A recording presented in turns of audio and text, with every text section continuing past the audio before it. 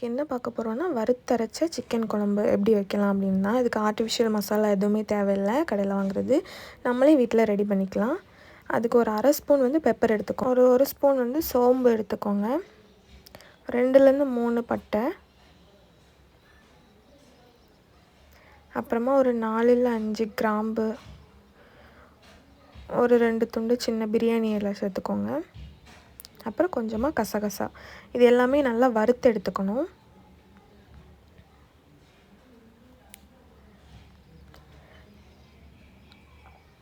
அப்புறமா கொஞ்சமாக ஒரு 1/2 மூடி தேங்காய் திருவி வச்சுருந்தேன், அதையும் போட்டு நல்லா அது வந்து ஒரு ப்ரௌன் கலர் வரணும். இந்த அதில் இருக்க ஈரப்பதம்லாம் போய் ஒரு ப்ரௌன் கலர் வரணும். அந்தளவுக்கு நல்லா ரோஸ்ட் பண்ணி எடுத்துக்கோங்க. இப்போ பார்த்திங்கன்னா அது ஓரளவுக்கு நல்லாவே ப்ரௌன் கலர் ஆகிடுச்சு. இனி அதில் கொஞ்சமாக கருவேப்பிலை ஆட் பண்ணி அதை வந்து இறக்கிற வேண்டியதான். நல்லாவே ப்ரௌன் கலர் ஆகிடுச்சு. நல்லா தேங்காயெல்லாம் வந்து நல்லா வறுபட்டுடுச்சு. இனிமேல் வந்து அதை இறக்கி வச்சுட்டு நம்ம நல்லா வந்து அது ஆறுற வரைக்கும் வெயிட் பண்ணணும். இது இவ்வளோ தான் வந்து நம்ம அந்த கிரேவிக்கு தேவையான மசாலா. இதை வந்து நம்ம இனிமேல் கொஞ்சம் நல்லா ஆற விட்டுட்டு நம்ம மிக்ஸி ஜாரில் போட்டு இன்னும் அந்த கூட கொஞ்சம் ஸ்பைசஸ்லாம் சேர்க்க வேண்டியிருக்கு. அது எல்லாமே சேர்த்து அரைச்சி எடுத்துட்டோன்னா நம்ம சிக்கன் கிரேவிக்கு தேவையான வறுத்தரைச்ச மசாலா வந்து ரெடி. இப்போ என்னென்ன மசாலா அதுக்கு ஆட் பண்ணணும்னு பார்த்துக்கலாம். ஃபஸ்ட்டு கொஞ்சமாக சால்ட்டு, உப்பு எடுத்துக்கோங்க, கொஞ்சமாக மஞ்சத்தூள், 1 ஸ்பூன் வந்து சில்லி பவுடர் எடுத்துக்கோங்க. சில்லி பவுடர் உங்களோட காரத்துக்கு ஏற்ற மாதிரி நீங்கள் எடுத்துக்கலாம். ஒரு 3 ஸ்பூன், 3லேருந்து 4 ஸ்பூன் மல்லித்தூள் எடுத்துக்கோங்க. கடைசியாக 4 சின்ன வெங்காயம். அதை அரைச்சி நம்ம சைடில் எடுத்து வச்சுட்டு கிரேவி எப்படி பண்ணலாம் அப்படின்னு பார்க்கலாம். ஒரு கடாயில் கொஞ்சமாக எண்ணெய் சேர்த்துக்கோங்க. இப்போ எண்ணெய் வந்து நல்லா சூடாகி வரணும். எண்ணெய் நல்லா கொதிச்சதுக்கப்புறமா வந்து அந்த எண்ணெயில் கொஞ்சமாக 2 துண்டு பட்டை, 2 பிரியாணி இலை, கொஞ்சம் கிராம்பு இதெல்லாம் வந்து சேர்த்துக்கோங்க அந்த ஒரு ஃப்ளேவருக்காக. அதுக்கப்புறமா நம்ம வெட்டி வச்சுருக்கிற வெங்காயத்தையும் சேர்த்து நல்லா சாட்டே பண்ணி எடுக்கணும். ரொம்ப கோல்டன் ப்ரௌன் வரணும்லாம் இல்லை, ஓரளவுக்கு அந்த கண்ணாடி பதம்னு சொல்லுவாங்கள்ல அந்த மாதிரி அது வர்றது வரைக்கும் நல்லா சாட்டே பண்ணி எடுத்துக்கலாம். கூட 2 பச்சை மிளகா,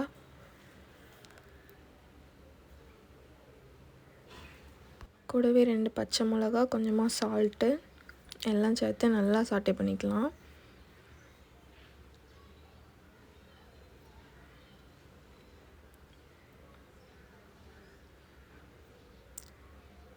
இந்த கேப்பில் கொஞ்சமாக வந்து இஞ்சி பூண்டு பேஸ்ட்டு எடுத்து வச்சுக்கோங்க, அதையும் இதிலே போட்டு நம்ம சாட்டே பண்ணிடலாம். ஒரு ஸ்பூன், 1லேருந்து 1.5 ஸ்பூன் வந்து இஞ்சி பூண்டு பேஸ்ட்டு வேணும்.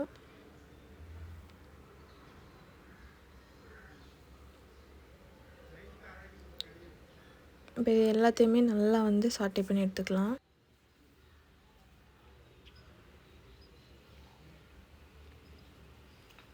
இது இப்போ வந்து நல்லாவே கொஞ்சம் அந்த கண்ணாடி பதம்னு சொல்லுவாங்கள்ல அது வர அளவுக்கு நல்லா வதக்கி எடுத்தாச்சு. நம்ம நெக்ஸ்ட்டு வந்து தக்காளி சேர்த்துக்கலாம். அதில் நான் வந்து ஒரு தக்காளி பழம், நல்லா பழுத்த பழமாக பெரிய பழம் எடுத்திருக்கேன்.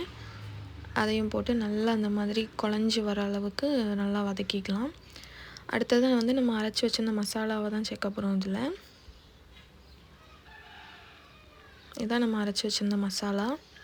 இந்த அளவுக்கு நல்லா வந்து கொஞ்சம் திக்காக அரைச்சி எடுத்துக்கோங்க. ஏன்னா அதுக்கப்புறம் நம்ம நிறைய தண்ணி சேர்ப்போம். அதனால்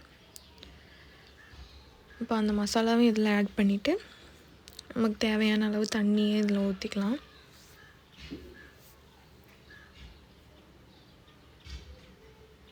நான் இன்றைக்கி வந்து கொஞ்சம் கிரேவி மாதிரி தான் வைக்க போகிறேன். ரொம்ப தண்ணியாகவும் இல்லாமல் ரொம்ப திக்காகவும் இல்லாமல் ஒரு செமி கிரேவி மாதிரி தான் வைக்க போகிறேன். அதனால் கூட கொஞ்சம் தண்ணி ஆட் பண்ணிக்கிறேன்.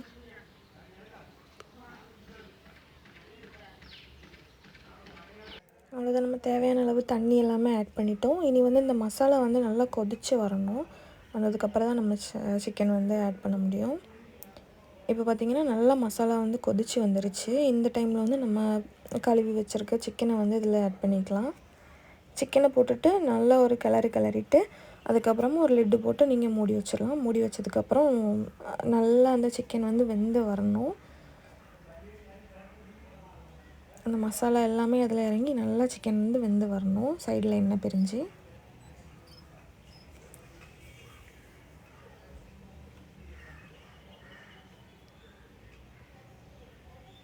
இப்போ பார்த்திங்கன்னா சிக்கன் நல்லாவே எண்ணெய் பிரிஞ்சு வந்துருச்சு.